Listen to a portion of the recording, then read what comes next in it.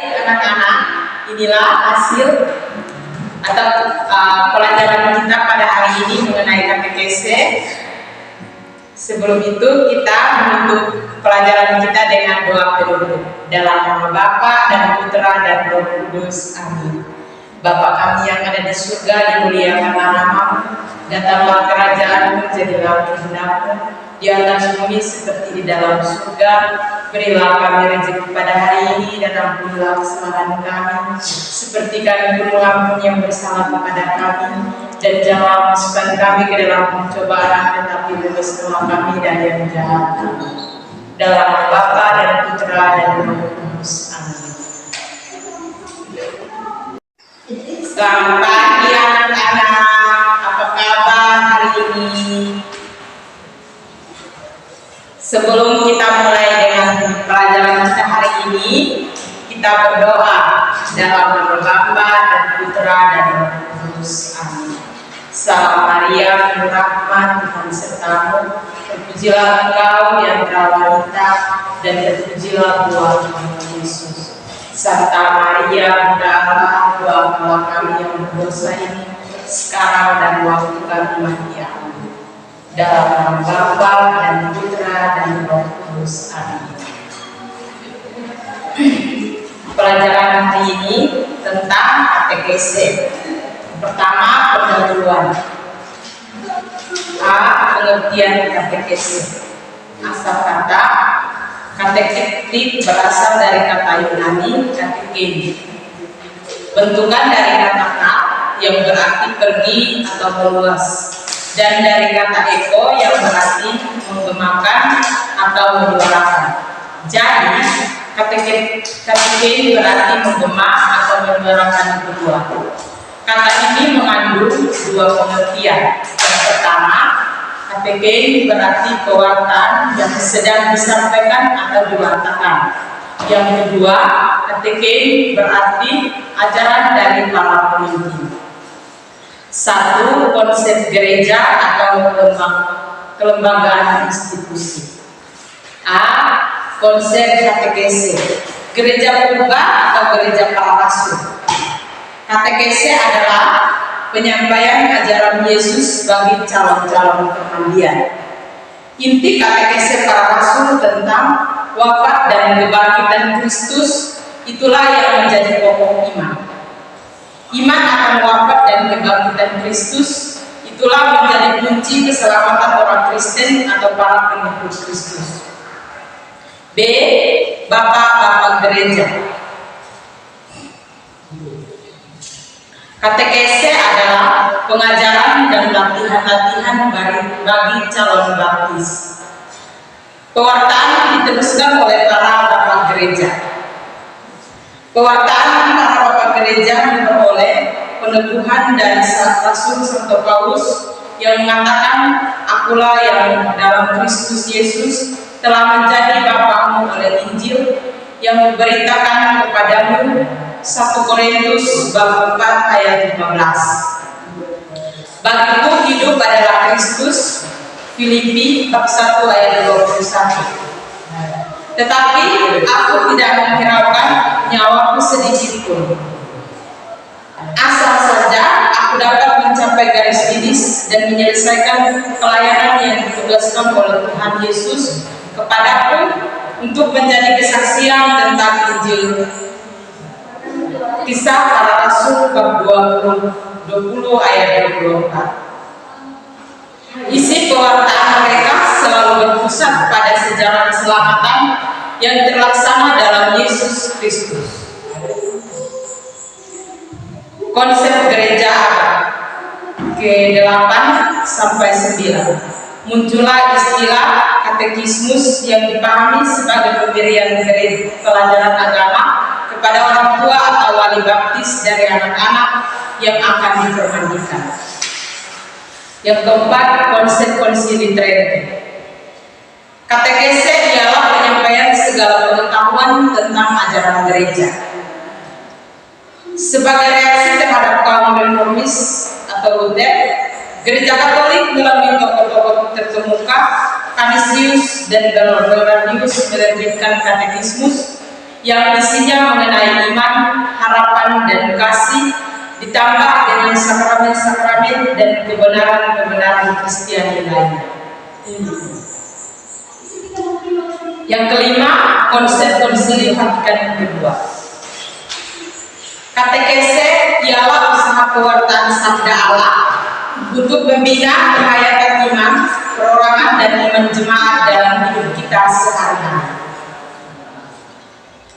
Yang keenam, konsep kitab hukum kanonik, Kanon 773. Katekese diartikan sebagai pengajaran dan refleksi atas pengalaman hidup Kristiani. Gereja mempunyai tugas dan hak asasi untuk mewartakan Injil kepada segala bangsa.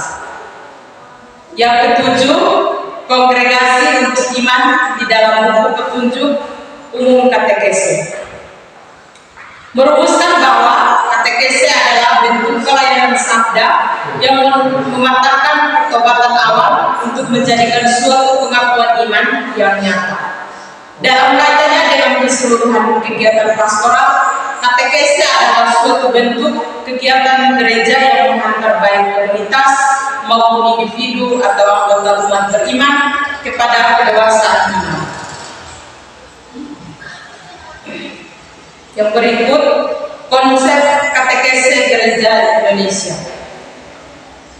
Berpatokan pada Konsili Vatikan kedua dan menyesuaikan dengan situasi konkret yang dihadapi umat Katolik Indonesia. Maka pada pertemuan kateketik antar keuskupan dua se-Indonesia di Klender tahun 1980, lahirlah penulisan katekese umat yang diartikan sebagai komunikasi iman.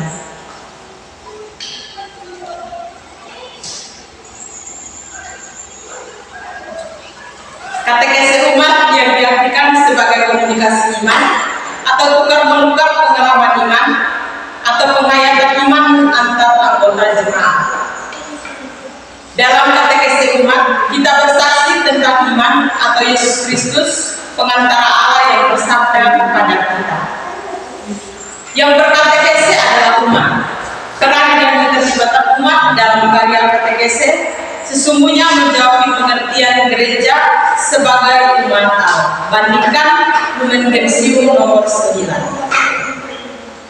Dalam katekese umat, fungsi pemimpin katekese adalah pengaruh dan pemuda fasilitator, yaitu pelayan yang menciptakan suasana komunikatif. Komunikasi iman dalam katekese umat menempatkan peserta sebagai sesama dalam iman yang sederajat. Mereka saling bersaksi, berdialog dalam suasana terbuka. Ditandai sikap saling menghargai dan saling mendengar. Yang kedua, konsep para penulis atau para ahli katekese. Merumuskan istilah katekese beraneka ragam. Ada yang merumuskan istilah katekese dari sudut akar kata bahasa.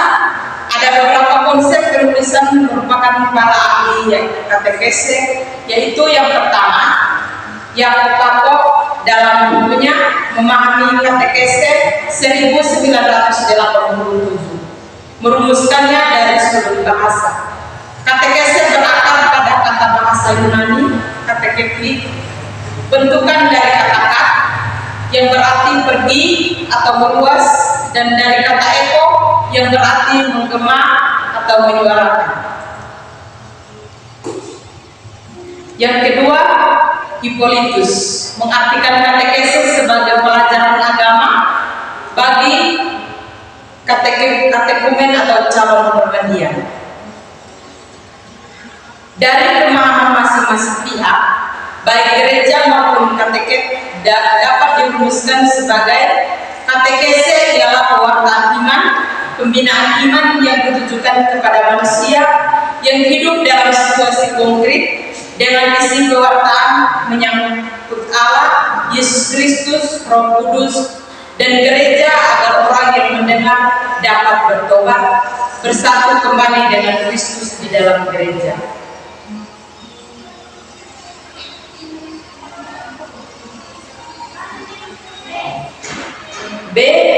istilah-istilah. Terdapat berbagai macam istilah yang berhubungan dengan katekese. Istilah-istilah itu perlu diketahui agar lebih dipahami makna dan karya katekese. Katekese, usaha pengajaran atau pendidikan agama bagi calon permandian atau bagi umat. Kateketik, pemikiran yang sistematis dan pedagogis tentang ajaran bagi manusia di dalam situasi konkret hidupnya. Katekis, guru agama atau orang yang atas nama gereja mewartakan sabda Tuhan. Katekismus, buku yang berisikan ajaran-ajaran pokok agama atau gereja yang penting dalam bentuk tanggung jawab. Katekumen, calon-calon permandian yang sedang dipersiapkan dalam pelajaran agama untuk menerima permandian. Katekumenat, masa persiapan atau masa pendidikan bagi calon-calon permandian. Kateket, orang yang ahli dalam bidang katekese. C. Katekese dalam tugas pastoral gereja. Gereja adalah himpunan umat Allah yang percaya kepada Yesus Kristus. Umat Allah ini harus mengembangkan diri, khususnya dalam kehidupan imannya, dan mengembangkan dunia agar dunia menjadi lingkungan hidup yang layak. Biasanya gereja mengembangkan diri dan melayani dunia melalui 5 macam usaha pastoral gereja. Yang pertama, pewartaan, katekese, ibadat atau liturgi, bimbingan khusus, perwujudan iman dan masyarakat atau diakonia, pembentukan jemaat atau koinonia. Yang pertama, pewartaan atau katekese. Katekese sebagai komunikasi iman adalah usaha untuk saling tukar-menukar pengalaman iman. Yang kedua, ibadat atau liturgi. Ibadat adalah perayaan iman.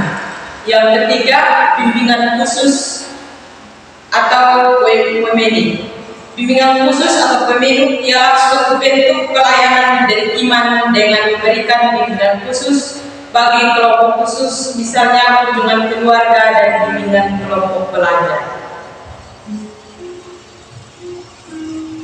Yang keempat, pembentukan jemaat atau koinonia. Pembentukan jemaat atau koinonia ialah suatu bentuk pelayanan iman dengan memperhatikan segi kebersamaan dalam jemaat. D. Hubungan ilmu lain dengan katekese. Yang dimaksudkan dengan ilmu manusia dan teologi, ilmu manusiawi ialah pemikiran yang mau mendalami diri manusia. Teologi adalah pemikiran yang menyoroti manusia, masyarakat dan alam sekitar menurut waktu lahir seperti eksegese, evangelisasi dan kerikma. E. Bentuk katekese. Ada 3 bentuk katekese, yaitu yang pertama bentuk praktis, yang kedua bentuk historis, dan yang ketiga bentuk sistematis. I. Sejarah katekese. 1. Abad pertama, sifat katekese misioner. Pada masa gereja purba, katekese ditujukan kepada orang dewasa karena pada masa itu gereja lebih menekankan penyebaran iman atau kegiatan misioner. Orang Yahudi kafir keluarga mendengar. Kepada orang Yahudi, para misionaris meyakinkan mereka bahwa Yesus Kristus adalah Mesias yang dijanjikan. Yang kedua, abad kedua sampai dengan ketiga. Bentuk katekese yang pertama, bimbingan kelompok yang disusul dengan pembaptisan kelompok. Yang kedua, mulai didirikan sekolah-sekolah kateketik untuk membina para katekis. Yang ketiga, pembaptisan diadakan pada waktu Paskah sehingga katekese dan dan liturgi saling melengkapi. Masa katekumen dimulai dengan pemeriksaan yang cermat untuk menentukan kemampuan dan kelayakan calon baptis. Yang ketiga, abad keempat sampai 5, pertobatan massal. Pewartaan untuk pertobatan melalui 4 tahap. Yang pertama, tahap pemeriksaan. Yang kedua, persiapan dekad. Yang keempat, yang ketiga pembaptisan, dan yang keempat masa sesudah permandian. Abad ke-6, pembaptisan dan pendidikan anak-anak. Situasi katekese. Bahan katekese dipadatkan sehingga persiapan calon baptis hanya berlangsung selama beberapa minggu. Yang kedua, orang tua dan wali baptis mewakili anak-anak untuk menjawab pertanyaan-pertanyaan dalam upacara pembaptisan. Yang ketiga, orang tua bertanggung jawab atas pendidikan iman anak.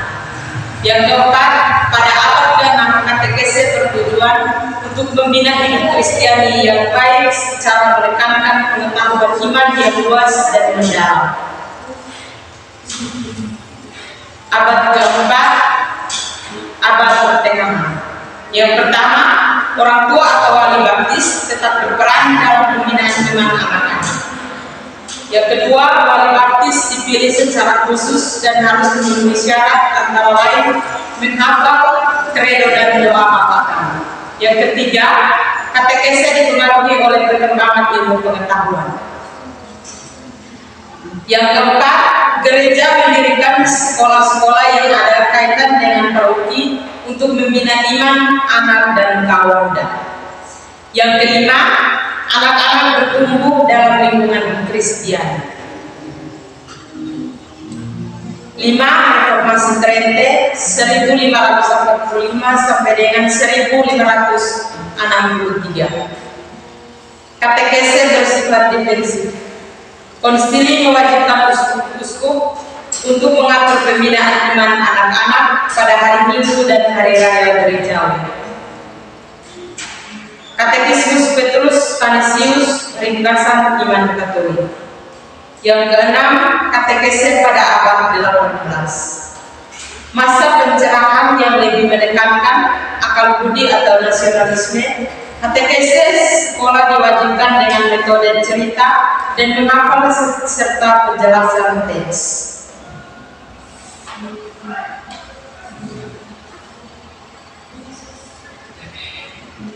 7. Abad 19 sampai dengan 20 sampai pada sekarang. Katekese disesuaikan dengan situasi di tiap negara dengan berpedoman pada petunjuk umum katekese dan kongregasi para imam dari Vatikan. Yang kedua, katekese pada zaman kita Paus Yohanes Paulus II. Yang ketiga, Katekismus Gereja Katolik 1995. Kedua, dasar teologis dan antropologis dari katekese. Unsur-unsur penting dalam katekese adalah kitab suci, ajaran gereja, dan pengalaman jemaat. Dasar teologis katekese adalah wahyu Allah. Wahyu Allah hadir dan berkarya dalam hidup manusia demi keselamatan manusia. Karya Allah yang menyelamatkan itu terjadi dalam sejarah Perjanjian Lama. Perjanjian Baru dalam sejarah gereja sepanjang masa sebagai konstitusi wahyu. 2. Dasar antropologis. Katekese mengusahakan tercapainya integrasi antara iman dan kehidupan. Umat itu adalah hati. Untuk itu, katekese mempergunakan pendekatan antropologis di mana pewartaan Kristiani dilaksanakan dengan bertitik tolak dari pengalaman hidup manusia yang juga menjadi isi katekese. Yang ketiga, fungsi katekese di dalam gereja. 1. Katekese mewartakan Yesus Kristus. 2. Katekese mendidik umat beriman. 3. Katekese mengembangkan gereja. Yang keempat, pendekatan dan metode katekese. A. Pendekatan. Pendekatan adalah pola dasar penyampaian kewartaan Kristiani. 1. Pendekatan biblis. 2. Pendekatan antropologis. 3. Pendekatan masalah. 4. Pendekatan peristiwa. 5. Pendekatan alam. B. Metode yang dikembangkan dalam katekese. Yang pertama, metode penjelasan teks, metode katekismus, pertanyaan, jawaban yang dihafal dan penjelasan. Yang kedua, metode penjelasan pokok pikiran,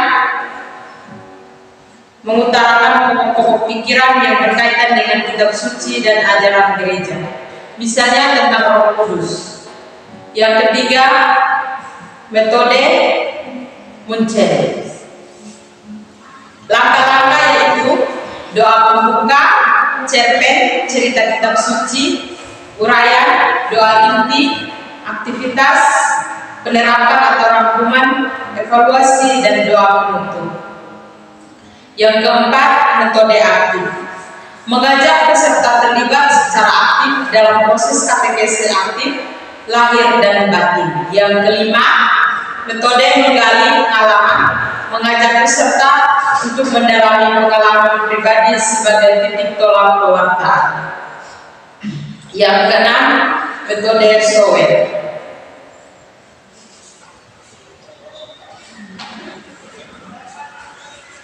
Menyesuaikan kewartaan dengan kemampuan dan minat peserta. Yang pertama, 5-8 tahun kebiasaan Kristen. Yang kedua, 8-12 tahun mengaktifkan murid. Dan yang ketiga, 12-18 tahun menyesuaikan dengan minat dan bakat peserta.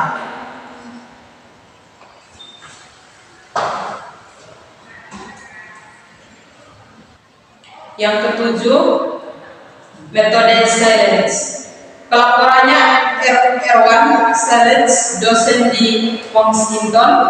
Kebutuhan akan kasih sayang, makanan, perlindungan, pengobatan, contoh teladan. Pelajaran agama menjadi pusat semua mata pelajaran. Metode induktif dan deduktif. Mengajarkan teks kitab suci dan ajaran gereja. Deduktif menjelaskan latar belakang teologis mirip penjelasan teks. Yang kedelapan, metode naratif eksperiensial, menyajikan pokok-pokok bahasan lewat cerita yang mengandung nilai-nilai iman dan moral. Yang kesembilan, metode dialog partisipatif, mengutamakan proses komunikasi iman Yesus dan 2 orang murid Emmaus. Yang keenam, sarana dan makna kegiatan dalam katekese. Pertama, tujuan sarana dalam katekese. Yang kedua, manfaat sarana. Yang ketiga, contoh sarana.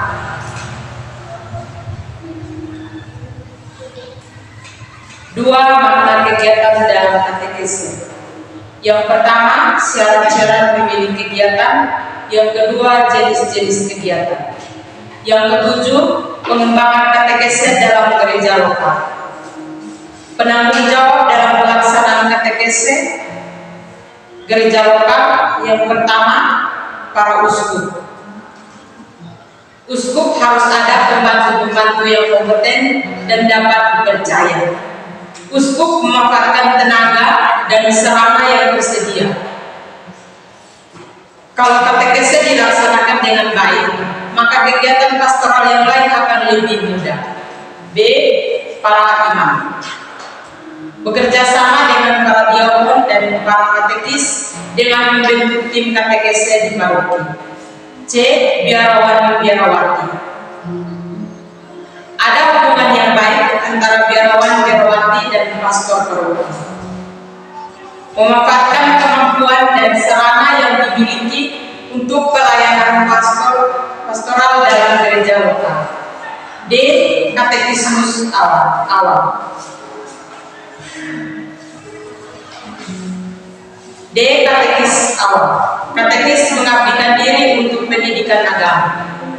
Yang kedelapan, pengetahuan teologis dalam katekese, mengarahkan, mendorong, dan mengoreksi refleksi spontan atas pengalaman iman. Teologi menampakkan arti tradisi Kristiani bagi pengalaman manusia masa kini dan memperlihatkan sifat iman yang membangun masa depan.